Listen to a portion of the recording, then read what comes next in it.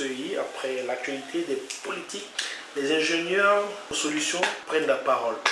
Bonjour, je suis Alain Mizan, je suis consultant en informatique. Donc je vous remercie déjà à World TV et à Canal MSA TV Côte d'Ivoire de m'avoir invité afin que je puisse m'exprimer sur la mise en place du prochain organe électoral. Comme nous sommes des acteurs privés des élections en Côte d'Ivoire, dans ce cadre-là que je vais vous présenter nos propositions. Effectivement, la proposition que nous allons faire ne va pas créer de conflit. Elle ne va pas créer de conflit parce que je ne pense pas, parce qu'il n'y aura même pas d'objet de conflit à l'intérieur. Parce que c'est le vote qui définit. L'ancienne commission avait déjà pas mal de structures pour le déploiement à l'intérieur du pays et partout, même à l'étranger. Ces structures-là, on peut les conserver, on considère ça comme un acquis. Mais il y a comme je le disais, il ne faut pas surcharger la commission, bien l'organe chargé des élections. Il faudrait détacher certaines activités ou prérogatives à ceux qui, par exemple, l'administration, tout ça, il faut donner ça au ministère de l'État. Mais ça, c'est ce que je dis maintenant. Mais dans mon développement, vous allez comprendre pourquoi. Vous allez comprendre pourquoi, parce que quand on donne d'autres prérogatives, vous savez que les prérogatives essentielles, tout à l'heure on va les définir, de l'organe, on va les définir, ne sont pas assez, ils organisent, ils placent les hommes, et puis bon, écoutez, ils ont maintenant le mécanisme pour compter les voix, parce que c'est ça même leur rôle, et puis bon, après on verra. Tout à l'heure, je vais détailler dans un exposé assez un peu rapide. Donc, je ne pense pas qu'il y aura des morts et des conflits, franchement. Je ne pense pas quand vous allez voir même les propositions qu'on va faire, ce sera tellement simple. Alors, donc, dans vos propositions, vous allez nous présenter une architecture technique générale. Quel modèle proposez-nous? Full papier, full électronique, hybride? Oui. Non, il y aura papier, il y aura électronique. Voilà. Mais pas papier, voilà. Mais il y aura électronique aussi, mais pas électronique. Alors donc, situez-nous techniquement, alors, vos projets. Okay. Mais, donc merci déjà pour vos questions. Et dans vos questions, il y a pas mal de questions qui font déjà partie de nos propositions. Maintenant, il y a d'autres que nous attribuons aux législateurs, voilà, et à l'État. Voilà. L'État même disait qu'il s'était réfléchi sur un mécanisme. Voilà, donc du coup, nos propositions, je pense que c'est le moment de les faire pour que déjà ça puisse tenir, on puisse en prendre compte. Sinon, nous sommes disponibles pour défendre les différents éléments qu'on va faire dans la proposition. Donc, je vais commencer. J'espère qu'on n'a pas perdu assez de temps. Hein? Non. Ok, donc je vais commencer. Donc, dans la situation du cadre, il faut définir d'abord chaque élément. Ici, nous sommes dans une situation où l'ancienne commission a été dissoute. Donc, je tiens à féliciter déjà Monsieur le Président, l'ancien président de la CHI, voilà, parce qu'il a fait un boulot assez remarquable avec tout ce qu'il avait à sa disposition. En tout cas, il s'en est bien sorti et ça, vraiment, il mérite nos félicitations. C'était pas évident, mais c'est un bosseur. Et on continue toujours pour dire que dans le nouvel organe qu'on va proposer, avant même d'en parler, il faut définir d'abord ce qu'on appelle un scrutin. C'est bon? Voilà. Donc, pour définir un scrutin, on n'a pas besoin de se casser la tête. On demande au dictionnaire. On nous dit qu'un scrutin désigne l'ensemble des opérations liées au déploiement d'une élection, c'est-à-dire le vote et le dépouillement, ainsi que la méthode de calcul utilisée pour convertir les votes des citoyens en sièges ou en mandat. Vous voyez que c'est tellement simple, non? Un scrutin, c'est quoi? C'est le vote et le dépouillement, c'est tout. Maintenant, les conditions pour être candidat, ce n'est pas le scrutin qui définit, c'est l'Assemblée. Et je pense que c'est pour ça que la loi électorale se retrouve dans la Constitution, ou bien le Code électoral se trouve dans la Constitution. Donc on ne va pas chercher à encombrer cet organe électoral. Donc une fois que le contexte est situé, voilà, maintenant nous allons aller dans les faits. Quelles sont en réalité les prérogatives de l'organe électoral? Les anciennes prérogatives disaient que l'organe électoral devait faire la RL. Donc déjà, ça veut dire regrouper l'ensemble des personnes qui ont le droit de voter, dont les conditions sont dans le code électoral. On a remarqué qu'il fallait avoir un certificat de nationalité, être ivoirien. Il y avoir une pièce d'identité, c'est la même chose. Et il fallait aussi avoir un certificat de résidence pour dire que je réside dans tel endroit. Parce que les élections locales, on a besoin de savoir ça aussi pour les municipales et les législatives. Et il fallait aussi avoir sa photo, son empreinte digitale, tout ça. C'est ça? Si on prend cette première prérogative, on se retrouve dans une situation où cet organe électoral fait le boulot du ministère de la Justice et le ministère de l'Intérieur. Il devient un intermédiaire. Les intermédiaires, c'est lourd. Donc, du coup, cette partie-là, c'est-à-dire la constitution du fichier dont je vous parlais tout à l'heure, il faut éviter. C'est pour ça qu'on a souvent des soucis. La police a un fichier à lui, l'ONUCI a un fichier à lui, le ministère de l'Intérieur a un fichier. Bon, ça c'est la police, le ministère de l'Intérieur. L'organe électoral a un fichier à lui.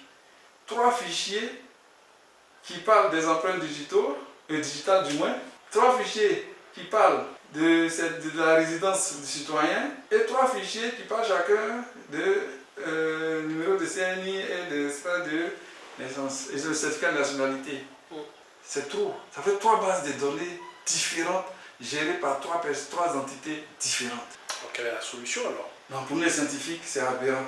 Pourquoi? L'autre n'est qu'un intermédiaire. Donc lui déjà, il n'a pas le droit, c'est pas lui qui doit manipuler ces fichiers. Donc, pourquoi se casser la tête pour aller chercher quelqu'un qui doit voter pendant que le ministère de la Justice a les certificats de nationalité de tous ceux, ou bien les extraits de naissance, bon pas les extraits de naissance, l'ONECI a les extraits de naissance de tous ceux qui ont 18 ans.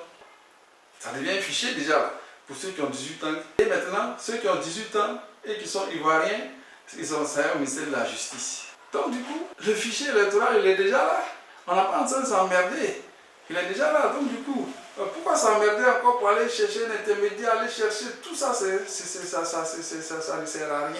Puisque le fichier électoral est déjà connu au ministère de la Justice.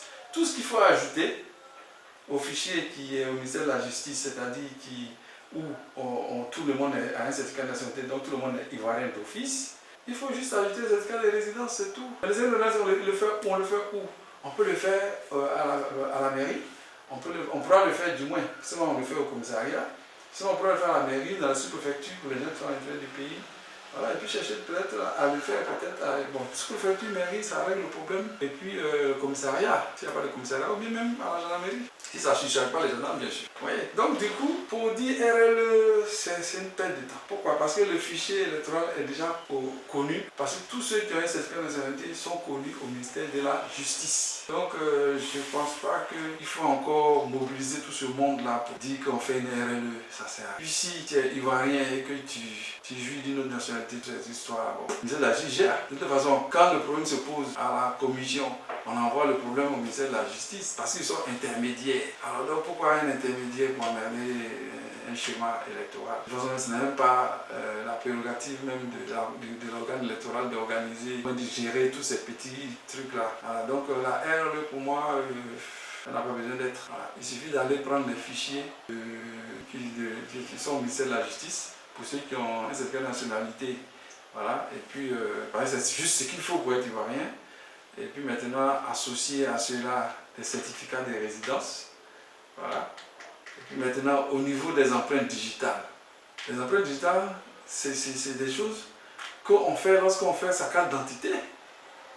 Donc, les gens de l'ONECI, ils ont leur empreinte digitale à eux, de moi, à la maison.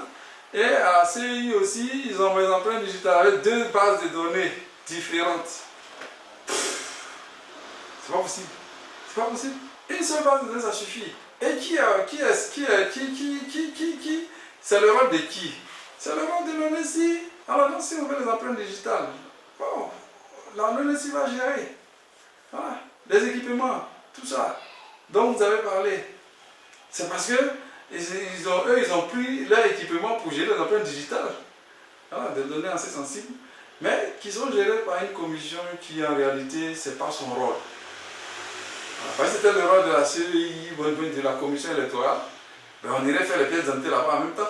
Si on fait sa pièce d'identité, on a son empreinte digitale, on a sa photo. Alors, mais pourquoi aller s'emmerder à aller ici? Si on fait la même chose ailleurs. Donc, du coup, ce n'est pas une prérogative qu'on doit soutenir à cette commission, à cet organe électoral. Donc, pour moi, la RLE n'a pas le droit d'être. Voilà, il suffit simplement d'uniformiser les bases de données. C'est pour ceux-mêmes qui ont le droit d'avoir ces bases de données-là. Voilà. Le ministère de la Justice, le ministère de l'Intérieur, pour les empreintes digitales et autres, les photos, la résidence, tout ça. Et puis bon, on fait une confrontation et puis ces données-là, il n'y a plus de problème. Voilà, parce que moi, ce n'est pas l'organe qui va venir régler ton problème de nationalité. Ce n'est pas l'organe qui va venir régler ton problème de localisation, tout ça. Mais écoutez, ça c'est le problème de la ministère de la Sécurité. Et ça renforce même encore la sécurité du citoyen. Voilà. Donc, cette partie-là, je ne pense pas que ça doit être une prérogative du nouvel organe électoral. Donc, je dis encore que la RLE n'a pas de raison d'être parce que les données sont déjà connues. Alors, on va encore en fabriquer. On prend des papiers, des copies ensemble. Je ne veux même plus en parler. Donc, du coup, je pense que la RLE n'a pas le droit d'être. Il y a le ministère de la Sécurité, et le ministère de l'Intérieur, et il y a le ministère de la Justice qui gère déjà ce côté RLE là. Donc, parce que de toute façon, même quand il y a un souci, on revient toujours à eux parce qu'on est intermédiaire. Donc, moi, les intermédiaires, ce n'est pas nécessaire. D'accord. Voilà. Maintenant, on continue. Donc, on vient de gérer la prérogative concernant la RLE. Maintenant, le déploiement des différents acteurs, c'est-à-dire le personnel électoral. Le déploiement du personnel électoral, pour nous, l'État a déjà assez d'employés partout dans le pays. Vous voyez? Alors donc s'il faut utiliser encore des personnes qu'on va déployer dans les commissions, bon, ça sera le personnel. Mais ce personnel doit être un peu restreint quand même. Ça doit être restreint.